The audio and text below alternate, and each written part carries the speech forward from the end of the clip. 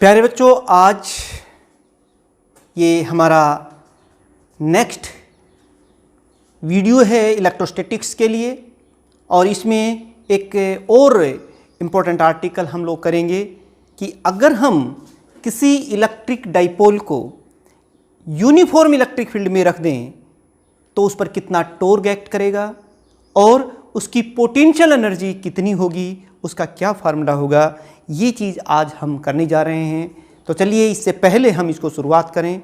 और अभी तक भी अगर आपने इस चैनल को सब्सक्राइब नहीं किया है तो मैं तब तक शुरुआत करूं, आप इस वीडियो को इस चैनल को नीचे जो रेड बटन है उसे सब्सक्राइब कर लीजिए। आज का हमारा जो आर्टिकल है वो है electric dipole in uniform electric field.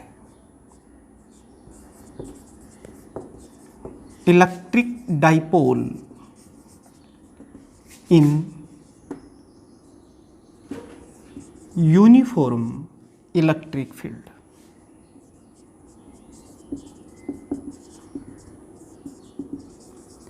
प्यारे बच्चों, बहुत सी चीज़ों के बारे में आप पहले जान चुके हो।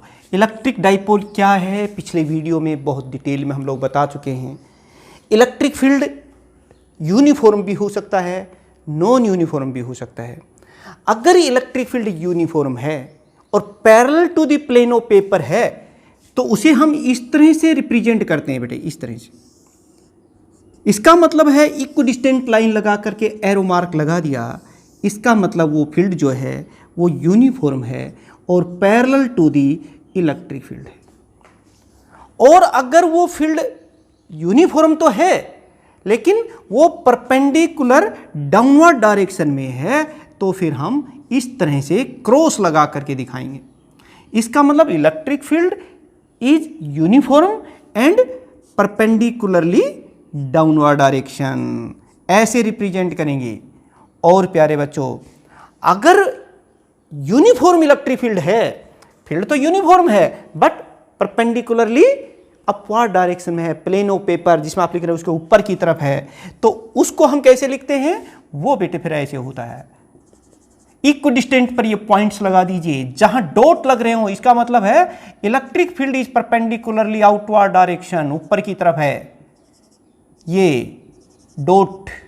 और अगर क्रॉस हो तो इसका मतलब ये है कि electric field is uniform but perpendicularly downward direction.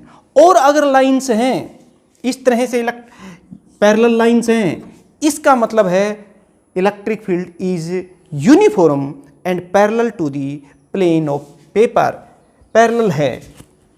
प्यारे बच्चों, अगर इलेक्ट्रिक फील्ड नॉन यूनिफॉर्म होता तो कैसे करते? फिर वो इस तरह से दिखाते, यानी कि जो लाइनें हैं वो इक्विडिस्टेंट नहीं होती, इलेक्ट्रिक लाइन्स ऑफ फोर्स कहीं कम कहीं ज़्यादा, तो वो नॉन यूनिफॉर्म इलेक्ट्रिक फील्ड की बात करते हैं। लेकिन खैर हमें क्या करना है, आप देख रहे हैं कि हमें एक इलेक्ट्रिक डाइपोल को जब हम इलेक्ट्रिक फील्ड में रखते हैं तो उस पर एक टॉर्क एक्ट करता है। जैसे कोई चीज़ लीनियर उसमें रख दें तो उस पर एक फोर्स एक्ट करता है, लेकिन जब इलेक्ट्रिक फील्ड में रखते हैं तो उस पर एक टॉर्क एक्ट करता है। तो उस कितना टॉर्क एक्ट करता है, कब करता है और उसकी क्या पोटेंशियल एनर्जी होगी, यही चीज़ आज हम करने वाले हैं। और यही चीज़ देखिए, चलिए शुरुआत करते हैं। Electric dipole in uniform electric field. Consider an electric dipole of dipole length 2a and dipole moment p is placed in uniform electric field E। अब देखिए E यूनिफॉर्म इलेक्ट्रिक फील्ड है तो ये प्लस क्यू चार्ज है, तो इस पर क्या होगा? इस पर फोर्स एक्ट करेगा। इलेक्ट्रिक फील्ड इंटेंसिटी क्या होती है? फोर्स ही तो होता है, force acting on unit positive charge. तो force acting on q charge कितना हो जाएगा? Force acting on plus q charge, बता सकते हो कितना हो जाएगा?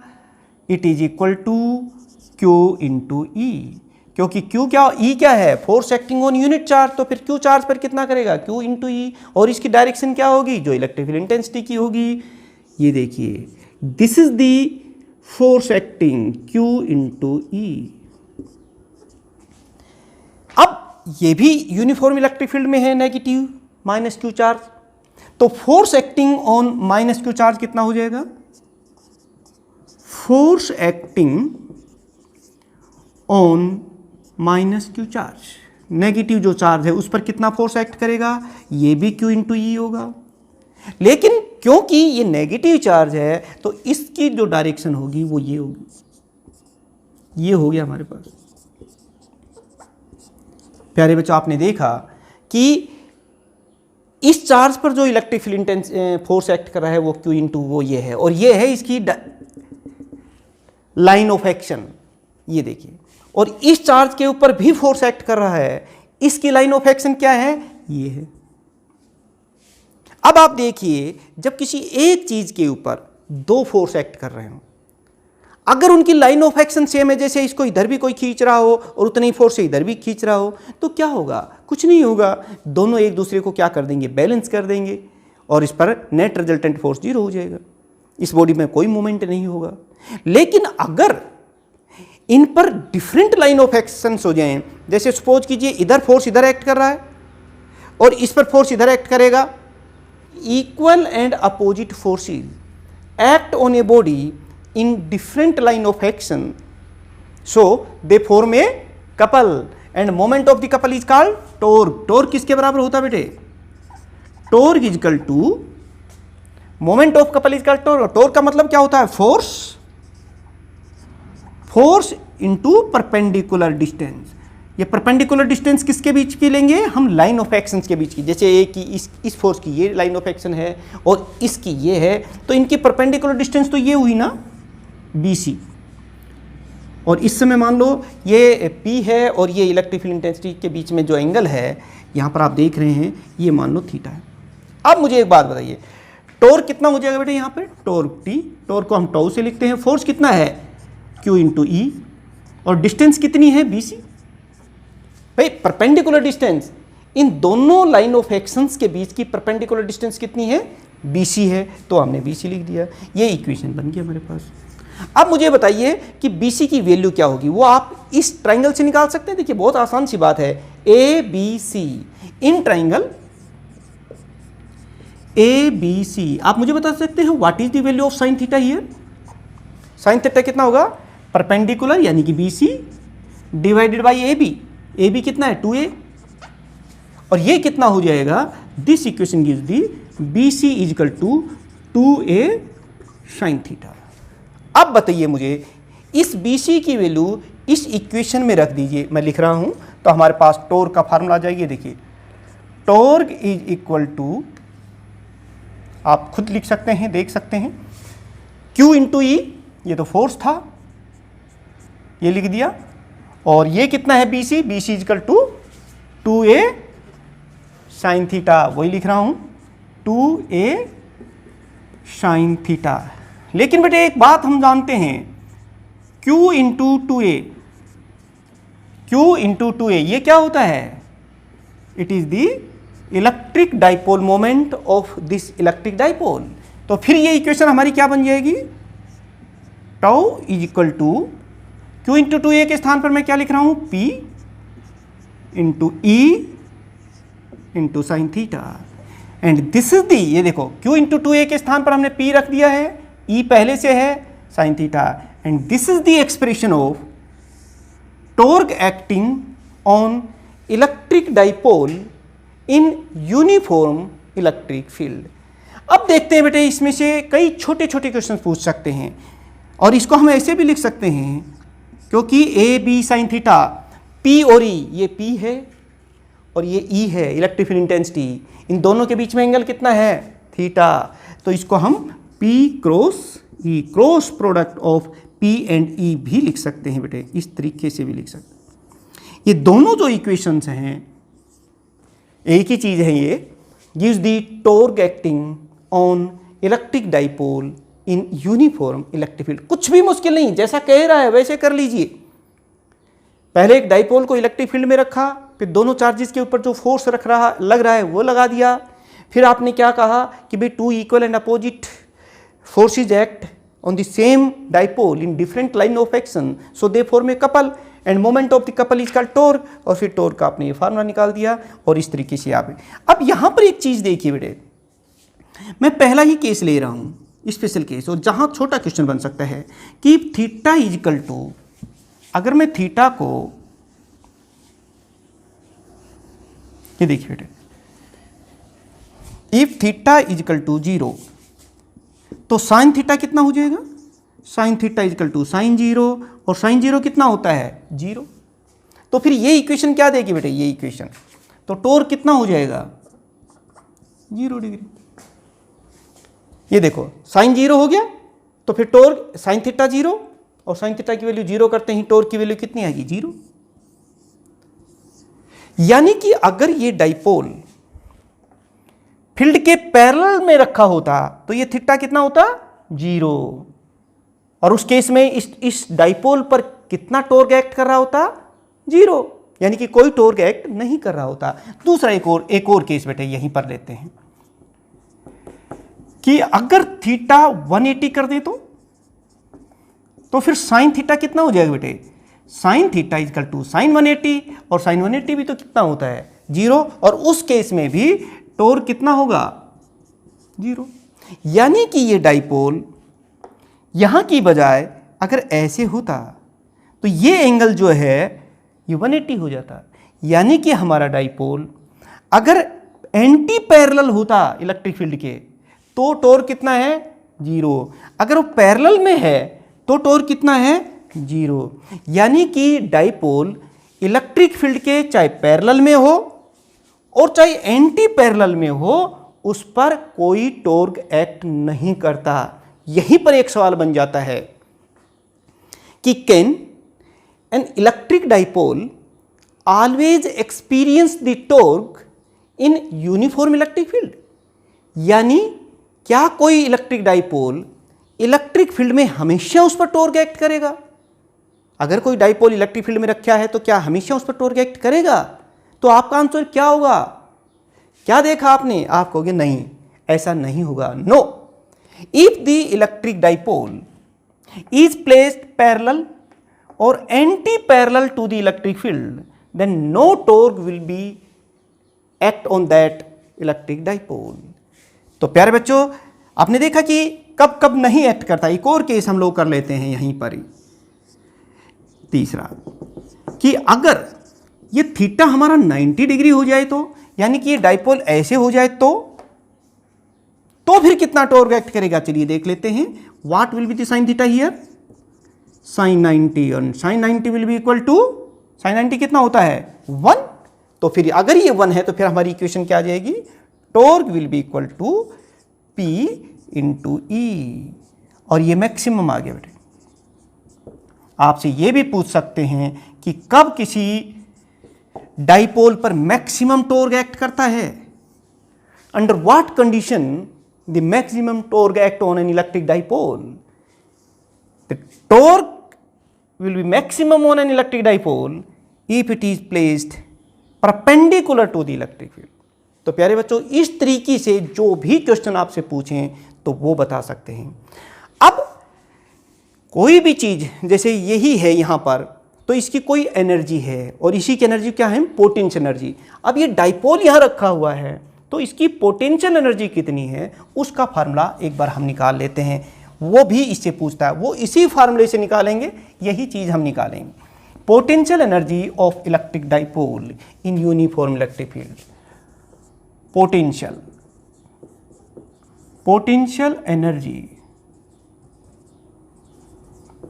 Of electric dipole in uniform electric field, यही है, इसी चीज को हम आगे बढ़ा रहे हैं। क्या होती है पोटेंशियल एनर्जी बेटे, ये आपको पता होनी चाहिए। पोटेंशियल एनर्जी वही बात, the energy of the body due to its position is called potential energy, and it is equal to the work done. जैसे मैंने बताया था कि इस डस्टर को मैं अगर जमीन से यहां तक लेके आऊं तो मुझे कितना वर्क करना पड़ेगा अगेंस्ट ग्रेविटेशन फोर्स, वो इसकी ग्रेविटेशन पोटेंशियल एनर्जी होगी।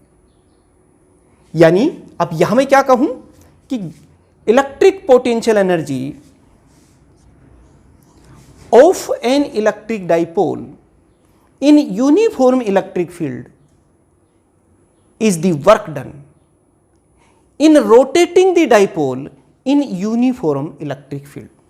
आप शुरुआत से अगर ये पोटेंशियल एनर्जी का ही फार्मूला पूछते हैं तो फिर आपको ये पूरा डिटेल में करना होगा। Potential energy of electric dipole in uniform electric field. तो शुरुआत कहां से करोगे? Consider an electric dipole of dipole length 2a, dipole moment p is placed in uniform electric field E as shown. ये डायग्राम बना देंगे। उसके बाद आप क्या कहोगे? क्योंकि ये इसमें रखा हुआ है तो ये रोटेट करेगा। चलिए मैं ये मान लेता हूं, let dw is the small work done in rotating. क्या बताई थी डेफिनेशन?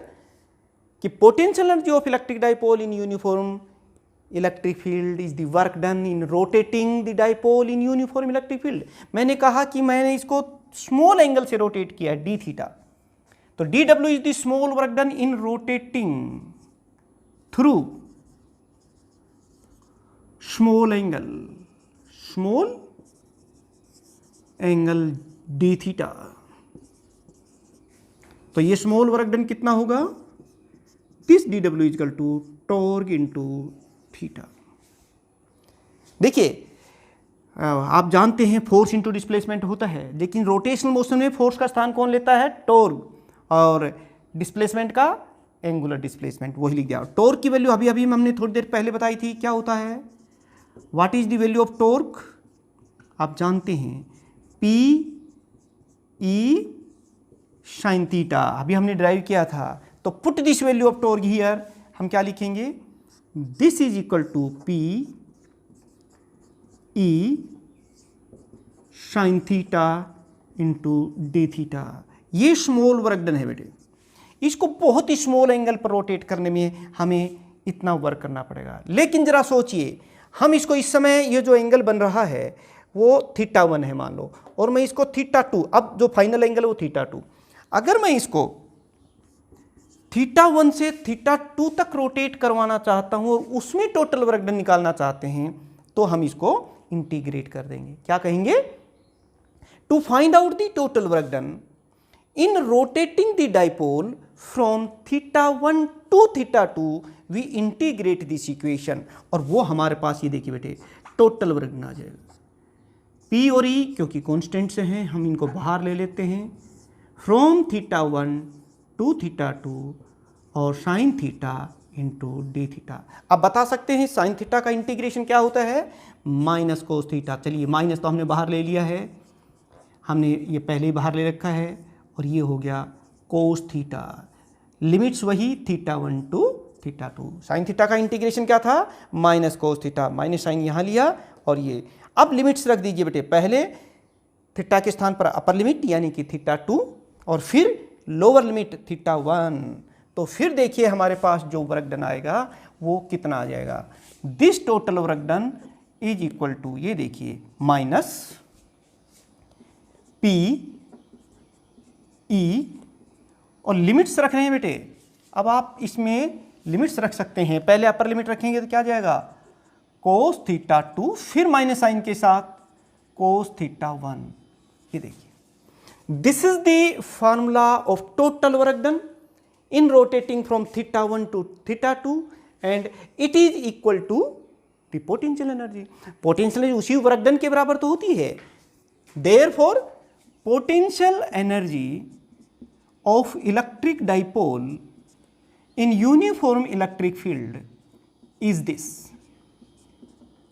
ये फार्मूला बेटे आपको याद रखना है, कोस θ2 माइनस कोस θ1। महत्वपूर्ण फार्मूला, स्पेशल फार्मूला ये है। प्यारे बच्चों, अब थोड़ा सा इसका मैं स्पेशल केस, अगर इसका एक स्पेशल केस हम लोग करना चाहें तो देखिए, मान लो हमारा डाइपोल पहले ऐसे है, इलेक्ट्रिक फील्ड के बिल्कुल 90 डिग्री पर रखा हुआ, तो θ1 जहां से शुरुआत की थी रोटेशन की, वो कितने डिग्री का एंगल हो जाएगा? ये 90 डिग्री का। यानी कि मैं ये कहना चाह रहा हूं पहले, if θ1 is equal to 90 degree, यानी कि हमारा डाइपोल पहले ऐसे रखा था शुरुआत में, हम मान रहे हैं। तो फिर cos θ1 कितना हो जाएगा, cos θ1 is equal to cos 90 and cos 90 is equal to क्या होता है 0।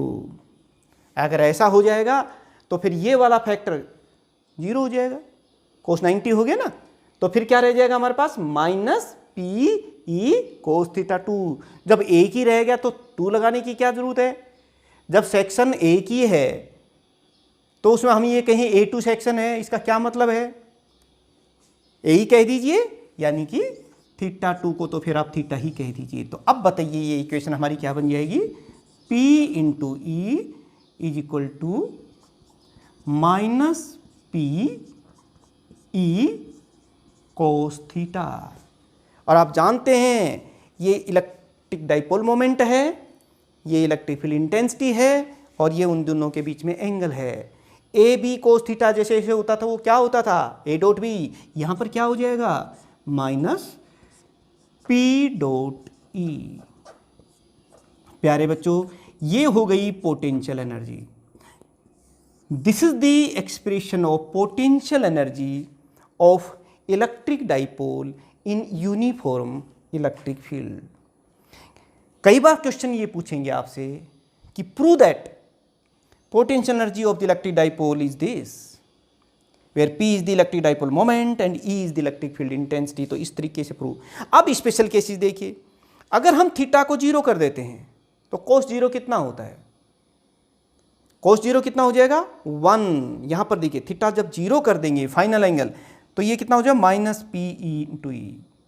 अगर थीटा को 0 कर दें यहां पर, और अलग अलग एंगल्स पे निकाल सकते हैं, थीटा को 90 कर दें तो cos 90 कितना हो जाएगा 0, तो पोटेंशियल एनर्जी कितनी आ जाएगी 0। क्यों, डाइपोल पहले वही है और आपने उसको रोटेट ही नहीं किया, अभी भी 90 डिग्री बना रहा है, तो एंगल कितना हो जाएगा 90 के बाद ये कितनी आ जाएगी 0। और अगर थीटा 0 है यानी कि इसको यहाँ से आप 0 तक लेके जा रहे हैं फाइनल एंगल, तो फिर cos 0 1 और ये कितनी हो जाएगी माइनस पी इंटू ई। और अगर थीटा 180 कर दो, यानी कि इस डाइपोल को आप ऐसे लेके जा रहे हैं, तो थीटा 180 cos 180, cos 0 1 होती है और cos 180 माइनस 1 होती है, तो फिर ये कितनी हो जाएगी potential energy plus P dot. मतलब जब कोई भी एंगल दे रखा हो, अगर हमें फार्मूला पता हो, अगर हम उन फार्मूले की डिराइव हम उस रिजल्ट को कर सकते हैं, तो बेटे कोई मुश्किल नहीं होता है, कोई भी आर्टिकल कुछ भी मुश्किल नहीं होता है। फिजिक्स को अक्सर बच्चे मुश्किल समझते हैं, लेकिन अगर कॉन्सेप्ट्स को लेते हुए सही डायरेक्शन में रेगुलरली पढ़ रहे हैं, विश्वास करके पढ़ रहे हैं, जिस भी टीचर के पास आप पढ़ रहे हैं उसमें बिलीव होना ज़रूरी है, विश्वास होना ज़रूरी है, तो फिर आपको वो चीज़ आसान बन जाती है। और प्यारे बच्चों, आप इस तरह से पढ़ते रहिए और अपने दूसरे साथियों को ज़रूर इसको बताएं, शेयर करें, और वो इसको सब्सक्राइब करें और बेल आइकॉन भी दबाएं ताकि उनको भी पता चल सके। बेटे, जब ज्ञान होता है ना, उसको जब हम लोग बांटते हैं तो मन को खुशी मिलती है, और इसी खुशी के लिए कि भागीदार भी आप हो सकते हैं। तो आप अपने साथियों में शेयर करें और इसको ज़रूर सब्सक्राइब कराएं, ये आपकी भी ड्यूटी है।